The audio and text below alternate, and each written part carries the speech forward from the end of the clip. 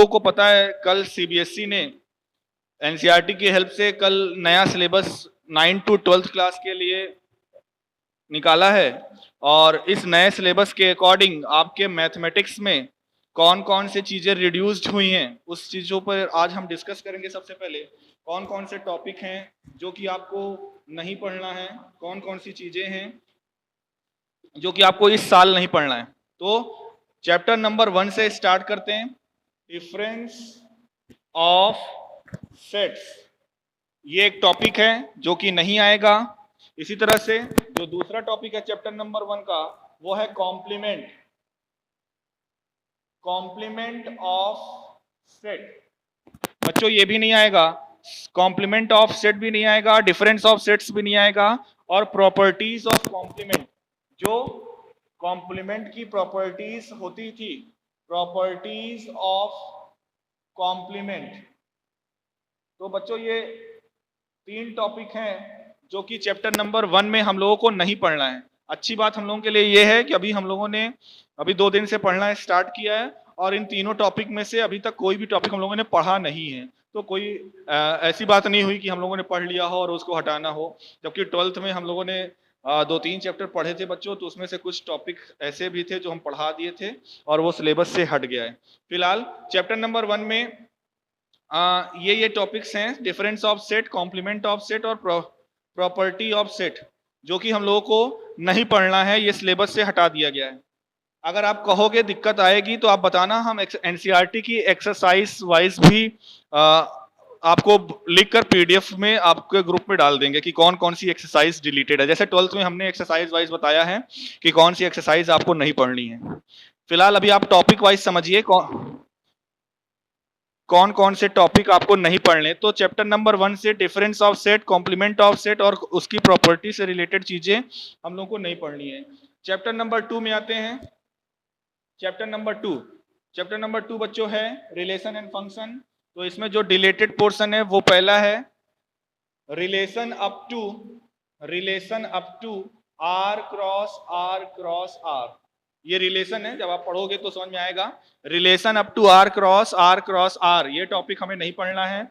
दूसरा टॉपिक है sum, difference, product and quotient of function. क्या? 2 फंक्शन का सम, 2 फंक्शन का डिफरेंस, 2 फंक्शन का प्रोडक्ट और 2 फंक्शन का कोसेंट।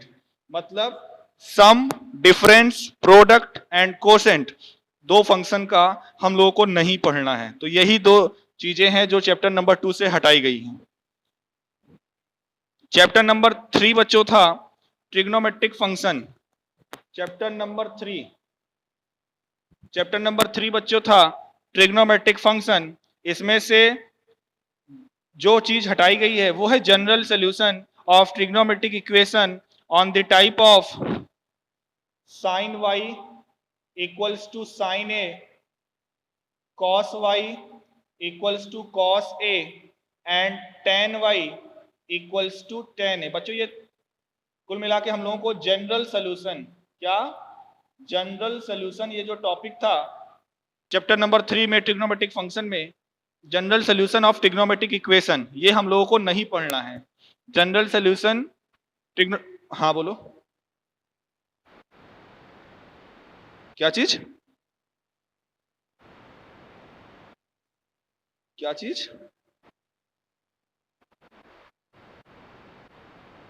हाँ, प्रिंसिपल सोल्यूशन पढ़ना है। जनरल सोल्यूशन में जो nth वाला फार्मूला, अगर आपने कुछ लोगों ने अगर पढ़ा होगा, जिसमें ये था कि अगर sine y equals to sine a है तो y is equal to -1 to the power n करके फार्मूला था ना, या 2n pi plus minus alpha.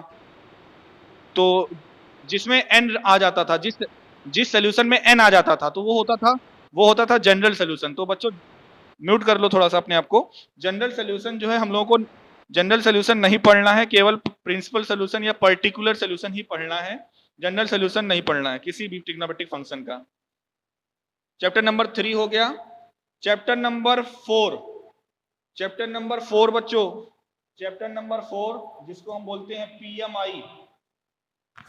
PMI, principle of mathematical induction. बच्चों ये पूरा का पूरा चैप्टर ही डिलीटेड है। इस चैप्टर को आपको बिल्कुल छूना ही नहीं है। पीएमआई एक चैप्टर था, प्रिंसिपल ऑफ मैथमेटिकल इंडक्शन। ये चैप्टर हम लोगों को नहीं पढ़ना है, ठीक है। हाँ हाँ, अरे तो 12th में है भी नहीं पीएमआई। खैर हम डिस्कस करेंगे अभी। प्रिंसिपल ऑफ मैथमेटिकल इंडक्शन में बच्चों ये था कि जैसे बोल दिया जाता था आप लोगों को, मैंने जैसे 10th वगैरह में बताया हुआ है कि बच्चों जब भी हम कोई इवन नंबर की बात करते हैं तो 2n एक इवन नंबर होता है। 2n क्या होता है, अगर n की कोई भी नेचुरल वैल्यू लोगे तो 2n जो रिप्रेजेंटेशन होता है वो इवन नंबर का होता है। अब यहां पर होता क्या था कि प्रूफ करो कि 2n जो रिप्रेजेंटेशन है वो इवन ही होता है, ऑड नहीं होता। मतलब यहां पर मैथमेटिकल स्टेटमेंट की जो जनरल स्टेटमेंट होते थे उसकी प्रूविंग हम लोग देते थे पीएमआई से, मैथमेटिकल इंडक्शन से, ठीक है।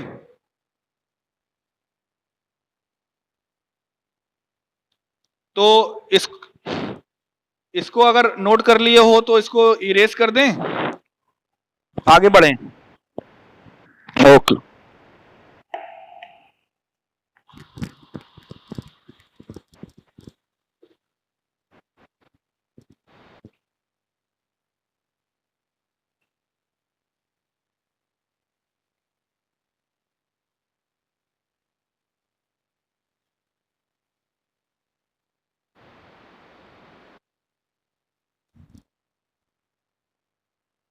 ओके, तो चैप्टर नंबर 4 हो गया है। चैप्टर नंबर 5 बच्चों आपकी एनसीईआरटी में चैप्टर नंबर 5 है complex number and quadratic equation. Chapter number 5 है complex number and quadratic equation. इसमें जो दो पार्ट हटे हुए हैं, इसमें से पहला पार्ट है polar representation of complex number. क्या? Polar representation, polar representation of complex number. Complex number का बच्चों ये पोलर रिप्रेजेंटेशन होता था और समझने में बच्चों को थोड़ा सा डिफिकल्ट भी लगता था। तो अच्छा हुआ आप लोगों के लिए हट गया, हमें भी मेहनत कम कम करनी पड़ेगी। तो polar representation of complex number ये हट गया है। दूसरा टॉपिक जो हटा है कॉम्प्लेक्स नंबर चैप्टर से वो है square root of a complex number. क्या? Square root of a complex number. किसी कॉम्प्लेक्स नंबर का स्क्वायर रूट निकालना। इसमें बच्चों इस टाइप के क्वेश्चंस रहते थे, जैसे पूछ लिया जाता था 2 माइनस आई का, जैसे मैं एग्जांपल बता रहा हूं, इस टाइप के क्वेश्चन रहते थे। बोला जाता था अंडर रूट 2 माइनस आई की वैल्यू निकालो, मतलब 2 माइनस आई एक कॉम्प्लेक्स नंबर है और बोला जाता था कि इसका स्क्वायर रूट निकालिए। तो इस टाइप के क्वेश्चंस भी अब नहीं आएंगे। दो टॉपिक है चैप्टर नंबर 5 से, polar representation of complex number, square root of complex number. ये दोनों ही टॉपिक बच्चों हटा दिए गए हैं। उसके बाद बच्चों चैप्टर नंबर, हाँ बोलो। मैं सब डिस्कस कर रहा हूं, अभी केवल नोट करते चलो बस। मुझे जितने भी क्वेश्चन आपके माइंड में राइज हो रहे हैं मैं सबका आंसर दूंगा थोड़ा। ओके, चैप्टर नंबर 6 पे आते हैं। चैप्टर नंबर 6 जो कि लीनियर इनइक्वालिटी नाम से जाना जाता है। चैप्टर नंबर 6 लीनियर इनइक्वालिटी के नाम से जाना जाता है। और बच्चों चैप्टर नंबर 6 में कुछ भी पोर्शन रिड्यूस्ड नहीं है, मतलब यहां पर आपको सब पढ़ना पड़ेगा। इसमें से कोई भी टॉपिक या कोई भी कॉन्सेप्ट नहीं हटाया गया है। चैप्टर नंबर 6 पूरा आ रहा है। चैप्टर नंबर 7, चैप्टर नंबर 7 है बच्चों लीनियर इनइक्वालिटी हो चुकी है। हाँ, चैप्टर नंबर 7 है permutation and combination. Chapter number 7 क्या है? Permutation and combination. और बच्चों इसमें क्या है? डेरिवेशन ऑफ फार्मूले। मतलब इसमें क्या है? दो फार्मूले बच्चों चैप्टर नंबर 7 में आते हैं। एक होता है एनपीआर और एक होता है एनसीआर। एनपीआर लिखा हुआ ये परमुटेशन का है, एनसीआर लिखा हुआ है सी फॉर कॉम्बिनेशन का। तो बोला जा रहा है कि इन दोनों फार्मूले की प्रूविंग, मतलब डेरिवेशन नहीं आएगा। डेरिवेशन किसका किसका डेरिवेशन? एनपीआर का और एनसीआर का डेरिवेशन नहीं आएगा। डेरिवेशन हटा दिया गया है चैप्टर नंबर 7 से, सिर्फ डेरिवेशन, एनपीआर और एनसीआर का डेरिवेशन हटा दिया गया है। चैप्टर नंबर 8, बहुत बच्चों को परेशान करता था। परेशान इसलिए करता था कुछ खास नहीं, बट लेंदी, बहुत लेंदी हो जाता था। उसको सॉल्व करने में एक एक दो दो क्वेश्चन को सॉल्व करने में बहुत समय लगता था। वो है chapter number 8, binomial theorem. Binomial theorem में बच्चों क्या होता था, इसमें हम लोग पढ़ते थे, जैसे पूछ लिया जाए आपको x plus 2 to the power 8, अब हम बोले इसको x plus 2 to the power 8 और हम बोले इसको सिंप्लीफाई करो, इसको लिखो, तो फिर आप कैसे लिखोगे? आपने फार्मूला तो पढ़ा ही नहीं है। तो जब पावर बहुत ज्यादा हो जाती थी तब हम लोग बाइनोमियल थ्योरम का यूज करते थे। तो बाइनोमियल थ्योरम बच्चों चैप्टर नंबर 8 बाइनोमियल थ्योरम था, और ये पूरा का पूरा जो चैप्टर है वो पूरा का पूरा डिलीट है, मतलब फुल डिलीटेड।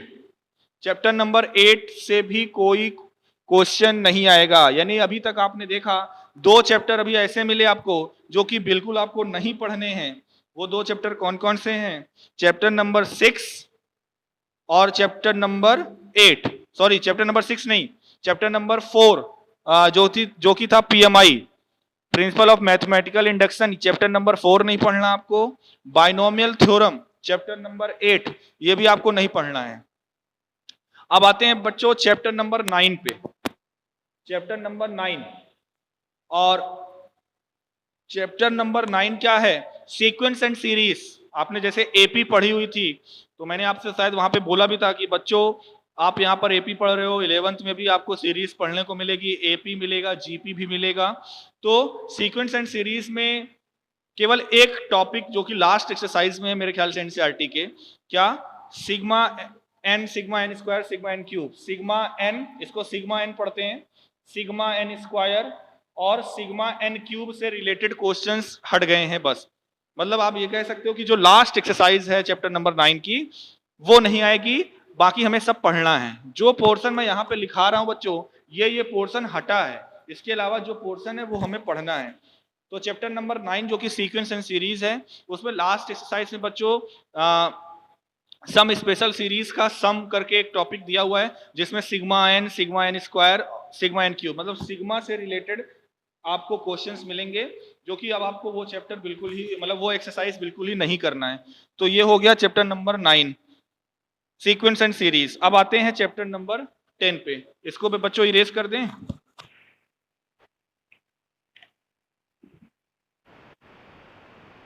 ओके,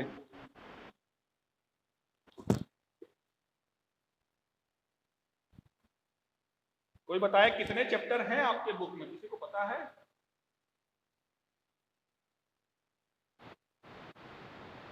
हाँ, गुड, 16 चैप्टर हैं और 9 चैप्टर तक आप लोगों ने देख लिया है। बचे हुए चैप्टर्स को देख लेते हैं। चैप्टर नंबर 10, चैप्टर नंबर 10 बच्चों है, चैप्टर नंबर 10 किस नाम से जाना जाता है? Straight line. Chapter number 10 straight line के नाम से जाना जाता है। इसमें जो जो टॉपिक डिलीटेड है वो है शिफ्टिंग का केस। क्या? शिफ्टिंग, शिफ्टिंग का केस रहता है, जिसको बोलते हैं shifting of origin. Shifting of origin मतलब यहाँ पर कुछ क्वेश्चंस ऐसे रहते थे जिसमें हम ओरिजिन को शिफ्ट करके एक क्वेश्चन सॉल्व करते थे, तो वो चीजें भी हमको नहीं पढ़नी है। शिफ्टिंग ऑफ ओरिजिन नहीं पढ़ना है। इसी स्ट्रेट लाइन में भी हमें नहीं पढ़ना है equation of family of lines, ये पहला टॉपिक है। दूसरा टॉपिक है equation of family of lines, equation of family of lines passing through the point of intersection, passing through the point of intersection, passing through the point of intersection of two lines, of two lines। तो chapter number 10 में ये दो topic बच्चों deleted है। पहला है shifting of origin और दूसरा है equation of family of lines passing through the point of intersection of two lines. Chapter जब पढ़ोगे तो आपको समझ में आएगा, या मैं आगे एक दो दिन में इसके एक्सरसाइज वाइज आपको मैं बता दूंगा कि कौन कौन से एक्सरसाइज डिलीटेड हैं। फिलहाल चैप्टर नंबर 11 में आते हैं, जो कि कोनिक सेक्शन है। चैप्टर नंबर 11 बहुत ही अच्छा चैप्टर है बच्चों, कॉम्पिटेटिव एग्जाम से इस चैप्टर की बहुत वैल्यू है। इसमें क्या चीजें डिलीटेड हैं? अपॉइंट अ स्ट्रेट लाइन, क्या क्या? A point a straight line, a point a straight line and a point a straight line and a pair of intersecting lines. A pair of intersecting lines. Intersecting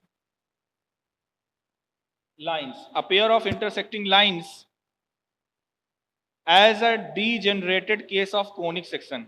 मतलब ये दो topic आपको यहाँ पे देखना है, क्या पॉइंट, स्ट्रेट लाइन और पेयर ऑफ इंटरसेक्टिंग लाइन के जो टॉपिक हैं वो हमको यहाँ पर कोनिक सेक्शन में नहीं पढ़ने. कोनिक सेक्शन में लाइन पॉइंट से रिलेटेड जो भी क्वेश्चंस रहेंगे वो हम लोग नहीं पढ़ेंगे. ओके, चैप्टर नंबर 12 में आते हैं. चैप्टर नंबर 12 बच्चों, चैप्टर नंबर 12 है इंट्रोडक्शन टू 3D ज्योमेट्री. बहुत आसान है और ठीक भी किया गया है कि चैप्टर नंबर 12 में से कुछ नहीं डिलीट है. मतलब चैप्टर नंबर 12 पूरा का पूरा आएगा, इसमें कुछ भी रिड्यूस नहीं हुआ है. इसी तरह से चैप्टर नंबर 13 जो कि है limit and derivative. Chapter number 13 है बच्चों, chapter number 13 limit and derivative. और ये चैप्टर ऐसा है जो 12th में भी है. लिमिट एंड डेरिवेटिव 12th में भी आपको पढ़ना पड़ेगा. उसमें कॉन्टिन्यूटी और डिफरेंशियबिलिटी करके नाम है. तो चैप्टर नंबर 13 से भी बच्चों कुछ नहीं डिलीटेड है, मतलब पूरा का पूरा पढ़ना है चैप्टर नंबर 13 भी. अब आते हैं चैप्टर नंबर 14. चैप्टर नंबर 14 ये बच्चों ऐसा टॉपिक है, मैथमेटिकल रीजनिंग इस चैप्टर का नाम है, मैथमेटिकल रीजनिंग. और ये चैप्टर बच्चों फुल डिलीटेड है, इस चैप्टर को भी आपको नहीं पढ़ना है. चैप्टर नंबर 14 फुल डिलीटेड है, पूरा चैप्टर डिलीट है.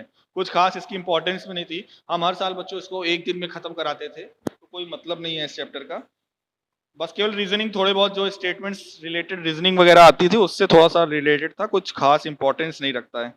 तो मैथमेटिकल रीजनिंग चैप्टर नंबर 14 ये भी डिलीटेड है. अब आते हैं बच्चों चैप्टर नंबर 15. चैप्टर नंबर 15 है बच्चों स्टैटिस्टिक. चैप्टर नंबर 15 स्टैटिस्टिक के नाम से जाना जाता है. और मैंने बोला भी था कि 10th में भी ये चैप्टर है स्टैटिस्टिक, आपने पढ़ा हुआ है मीन मोड मीडियन. इसी तरह से 11th में भी स्टैटिस्टिक चैप्टर है बच्चों. और यहाँ से जो पोर्शन या जो टॉपिक डिलीटेड है उस टॉपिक का नाम है analysis of frequency distribution with equal mean but different variance. क्या? एनालिसिस ऑफ frequency distribution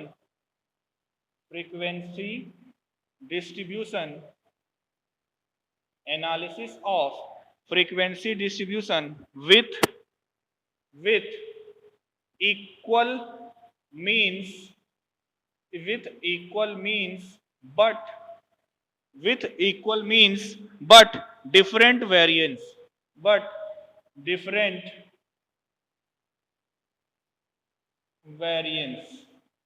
तो ये टॉपिक है जो चैप्टर नंबर 15 से बच्चों डिलीटेड है. और जो लास्ट चैप्टर है probability, chapter number 16. Chapter number 16 से जो चीजें डिलीटेड है वो है सेट थ्योरेटिक प्रोबेबिलिटी. मतलब सेट थ्योरी से रिलेटेड जो प्रोबेबिलिटी में क्वेश्चन थे, set theoretic probability, set theoretic probability. नहीं दिखाई दे रहा है क्या?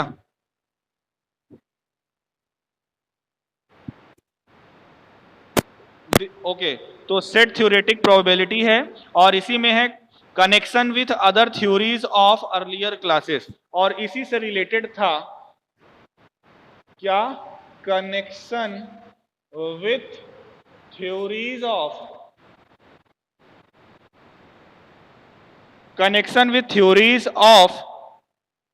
Earlier classes.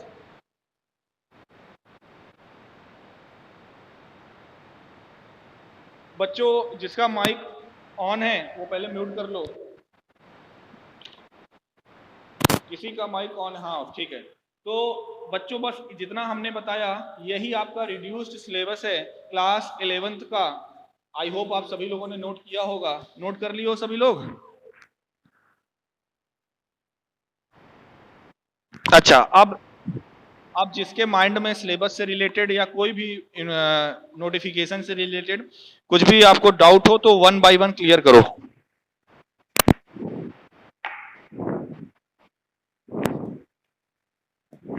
बोलो, किसी को कोई प्रॉब्लम?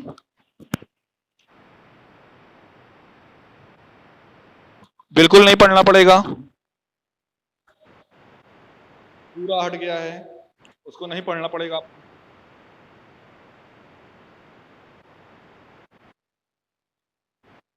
यूज बहुत कम था। अगर हम कॉम्पिटेटिव एग्जाम के वैल्यू से देखें तो उसका यूज बहुत ज्यादा नहीं था। और बच्चों, अब आपको पता होगा मे बी लास्ट दिसंबर तक में या मार्च तक में नई शिक्षा नीति एमएचआरडी लॉन्च करने वाला है, जिसमें बहुत सारा एजुकेशन का सिस्टम चेंज होने वाला है। और बच्चों, ये जो सिलेबस रिड्यूस किया गया है वो इसी को ध्यान में रखकर किया गया है कि जो भी कॉम्पिटेटिव एग्जाम में क्वेश्चन पूछे जाएं, ध्यान से सुनिएगा, बहुत बड़ा क्वेश्चन बहुत सारे लोगों के माइंड में है, ये अभी भी है, 12th में भी हम पढ़ा रहे थे, वहां पे भी बच्चों ने बोला क्या, बहुत सारे लोगों के माइंड में ये क्वेश्चन है कि सर जो टॉपिक डिलीट हो गए हैं तो वो हमारे लिए तो एक नुकसान है। क्यों नुकसान है? क्योंकि सर हमको जब आगे कॉम्पिटेटिव एग्जाम देंगे तो अगर इस टॉपिक से रिलेटेड वहां पर क्वेश्चन पूछ लिए गए तो हम तो सब पहले ही मेरिट में नीचे चले जाएंगे। तो बच्चों, मैं एकदम 100% श्योरिटी के साथ कह दूं कि पहली बात तो जो टॉपिक रिलेटेड डिलीटेड है उसमें कोई ऐसा खास है नहीं जो कि कॉम्पिटेटिव के लिए बहुत ज़्यादा इंपॉर्टेंस हो। और जो आगे के कॉम्पिटेटिव एग्जाम के जो पेपर सेट होंगे वो इस सिलेबस को ध्यान में रखकर ही सेट किया जाएगा। तो बिल्कुल भी आपको इसको घबराने की जरूरत नहीं है। अब जैसे हाँ, अब आप क्वेश्चन पूछ सकते हो कि सर अगर इतना ही इंपॉर्टेंट नहीं था तो अभी तक क्यों था?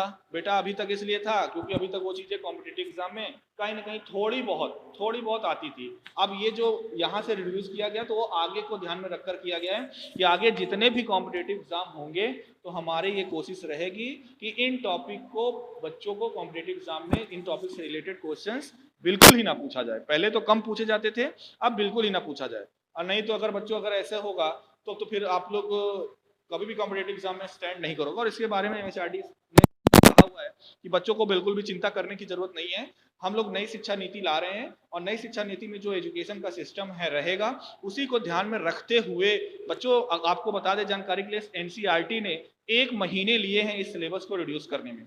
और पर्सनली अगर आप मुझसे बोलोगे तो मैं बहुत ही सेटिस्फाइड हूँ सिलेबस के रिड्यूस होने से। मेरे मन में ये क्वेश्चन पहले आता था कि हो सकता है कहीं सीबीएसई ऐसा ना कर दे कि पीछे से 4 चैप्टर 5 चैप्टर पूरा को पूरा उड़ा दे और कह दे इस साल आपको केवल इतने ही चैप्टर पढ़ने हैं।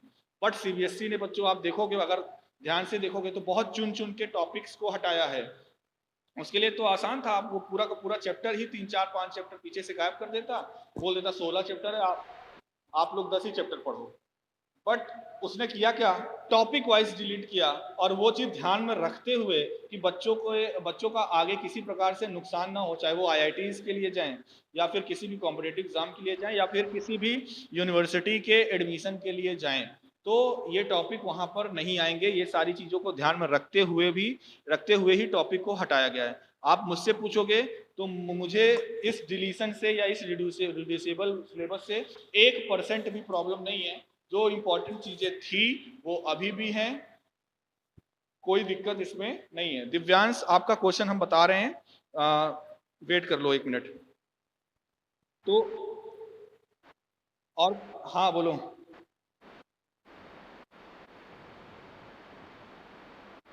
अभी तो फिलहाल देखो, अब हमेशा के लिए तो अभी हम नहीं बोल सकते, लेकिन इस साल से तो हटाए गए हैं। ऐसा तो कुछ बोला नहीं गया कि आगे से भी हटेगा, बट इस साल से तो डेफिनेटली हटेगा। और आपका नुकसान नहीं होगा, ये भी हम श्योरिटी के साथ कह सकते हैं कि आपको कॉम्पिटेटिव एग्जाम में वो चीजें अब नहीं मिलेंगी। मैथमेटिकल रीजनिंग कहीं नहीं आता बच्चों, कहीं नहीं पूछा जाता। जो जो टॉपिक हटे हुए हैं, जैसे चैप्टर पीएमआई जानते हो क्या है? पीएमआई है जो चैप्टर हटा हुआ है, वो है स्टेटमेंट का प्रूफ। आप जब कॉम्पिटेटिव एग्जाम देते हो तो आपसे कोई प्रूफ नहीं मांगेगा कि 2n एक इवन नंबर होता है, इसको प्रूफ करो, या जितने भी 6n। अब जैसे देखो, मैं आपको अगर जो पढ़े हुए हो, अगर मैं आपको एक छोटा सा एग्जांपल देता हूँ, शायद आप लोग बहुत अच्छे से समझ पाओ। बच्चों, आप लोगों ने 10th में यूक्लिड डिवीजन लेमा पढ़ा है? उसका क्या यूज है? क्या आपने कभी किसी कॉम्पिटेटिव एग्जाम में यूक्लिड डिवीजन लेमा से रिलेटेड क्वेश्चन देखा है?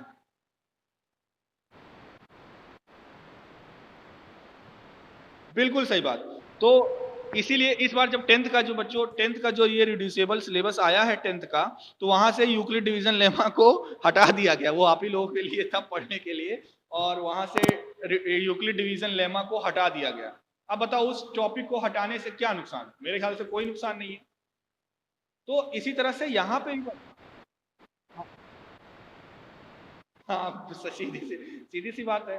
तो यहाँ पे भी बच्चों आप बिल्कुल घबराओ नहीं, जो जो चीजें डिलीट हुई हैं तो कुछ खास ऐसा नहीं है कि आगे को आपको नुकसान होगा, ये चीज तो माइंड से बिल्कुल निकाल दो। अब बस हाँ एक चीज ये करो, अगर किसी के माइंड में ये होगा नहीं यार ये तो हमारे लिए घाटा होगा, ऐसा करते हैं कि जो पीछे वाला था हम पहले उसको भी पढ़ेंगे, नहीं तो आगे हमको नुकसान उठाना पड़ सकता है। तो बिल्कुल भी आपको ऐसे करने की जरूरत नहीं है। जो मैं पहले से एकदम सख्त बोल दे रहा हूँ कि ये कोई नहीं करेगा कि चैप्टर नंबर जो नहीं यहाँ पर आएगा, जो डिलीटेड चैप्टर है, आप कहोगे नहीं अब हम उसको भी पढ़ेंगे। हम क्यों कम पढ़ें, हम तो पूरा पढ़ेंगे, हम कहीं पीछे ना रह जाएं। तो वो भैया जिसके पास बहुत टाइम है तो बिल्कुल कर सकता है। हम फिलहाल जो सीबीएसई का टॉपिक है केवल वही पढ़ाएंगे, जो आज पोर्शन बताए हैं, रिड्यूसिबल टॉपिक बताए हैं, हम उसको नहीं पढ़ाएंगे। किसी को कोई और डाउट?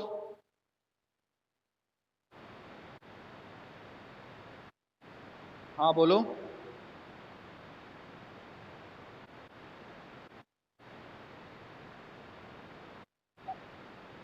नहीं है भाई, नहीं है। और ये कौन बता दिया कि मैथ में कि हर टॉपिक का किसी ना किसी से कनेक्शन होता है? यहाँ पे कोई कनेक्शन नहीं है किसी टॉपिक से।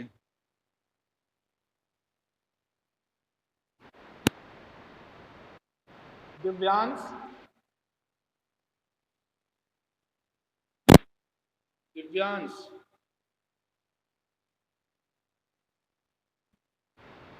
तुमने कोई क्वेश्चन पूछा है?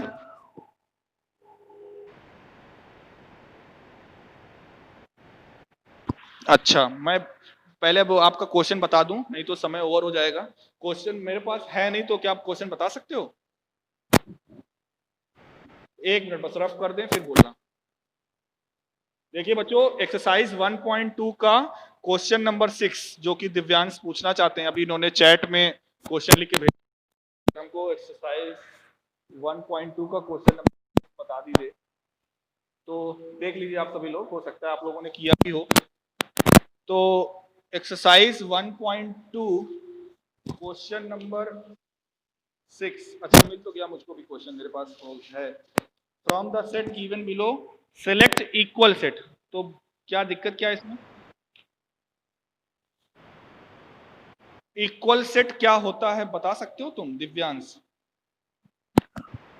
बताओ।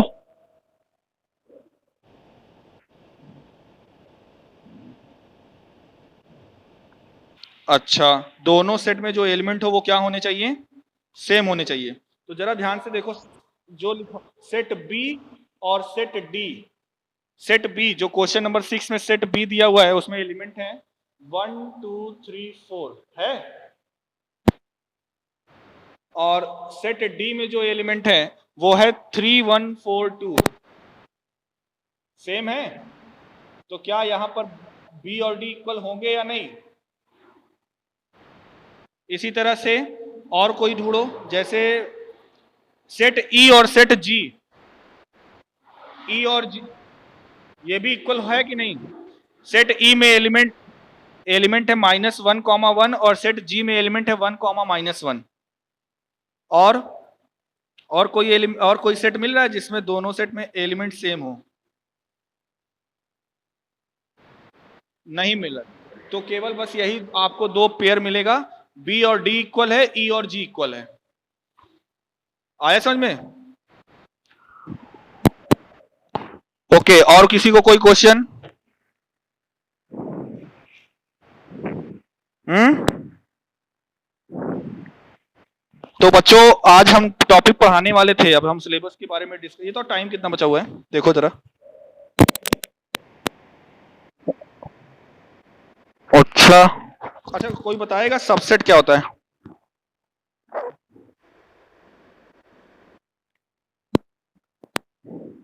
रिंकी, सबसेट क्या होता है बताओगी? बताओ।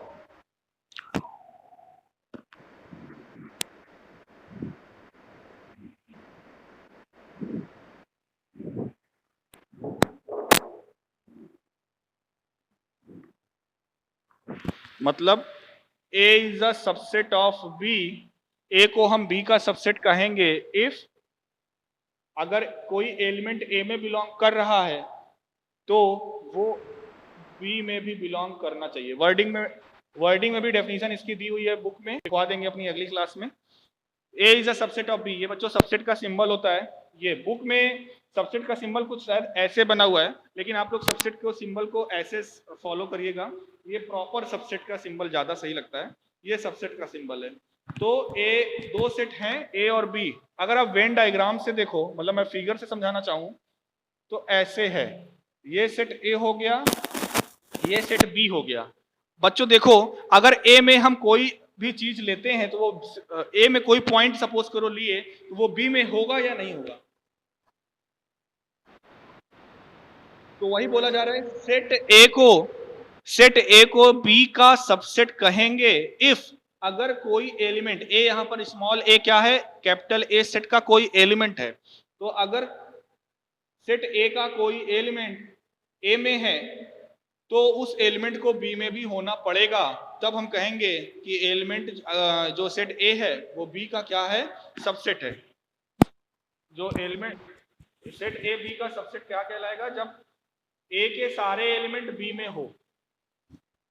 ठीक है, A के if every element of A is also an element of B, क्या every element of A is also an element of B। Set A का सारा एलिमेंट सेट B का भी एलिमेंट हो। जैसे यहां पर एक सेट अगर हम ले लें B और इसमें लिखे 1 2 3 4 5 6, और हमने सेट A लिया, इसमें लिखा हमने 2 3 4। अब आपसे पूछे बताओ A B का सबसेट है या नहीं? ठीक है, क्यों है? क्योंकि आप A का सारा एलिमेंट, A में कोई भी एलिमेंट आप लोगे, A का कोई भी एलिमेंट आप लोगे वो B में है। तो यहां पर हम क्या लिखेंगे, clearly A is a subset of B, but B is not a subset of A। A B का सबसेट है लेकिन B A का सबसेट नहीं है, क्योंकि B के सारे एलिमेंट A में नहीं है, 1 नहीं है, 5 6 नहीं है।